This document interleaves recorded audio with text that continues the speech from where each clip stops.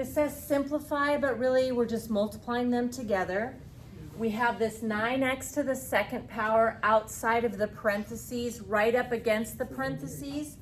So that means that we want to multiply that 9x squared through the set of parentheses. Okay, so I'm going to take and distribute this all the way through. Before I distribute, I want to just emphasize the exponents. This one is to the 9th power. I don't see an exponent, so this x is to the 1st power. So let's go ahead and multiply this through. 9 multiplied by 2 is 18. And remember, when you have like bases, you add exponents. So when I take x squared times x to the 9th, that's going to be x to the 2 plus 9, which is 11.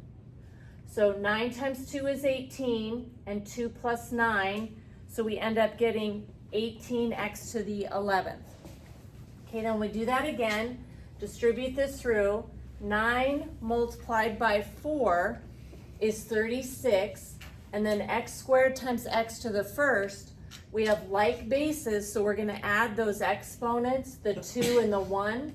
So I end up with plus 36x to the 3rd. Okay, one more here, 9x squared times 8. 9 multiplied by 8 is 72, and then I just have x squared only, nothing to add.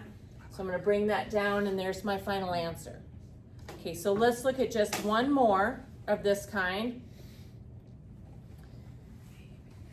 This time, the 10x to the 5th right up against the set of parentheses is on the right side instead of the left side, but it still means the same thing.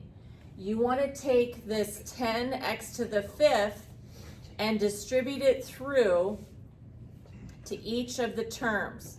Up against parentheses is multiplication. I'm going to go ahead and do this from left to right.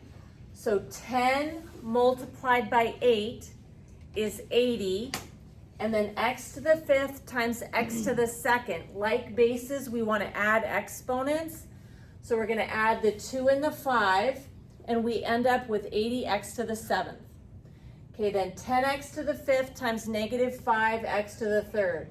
A positive times a negative is a negative. 10 multiplied by 5 is 50. So we have negative 50. And then x to the 5th times x to the 3rd, like bases, so I want to add those exponents, 5 and 3. And 5 plus 3 is 8, so I have negative 50x to the 8th.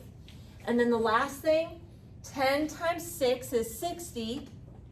And then we have the x to the 5th, so 60x to the 5th. Bring that down, and we have our final answer.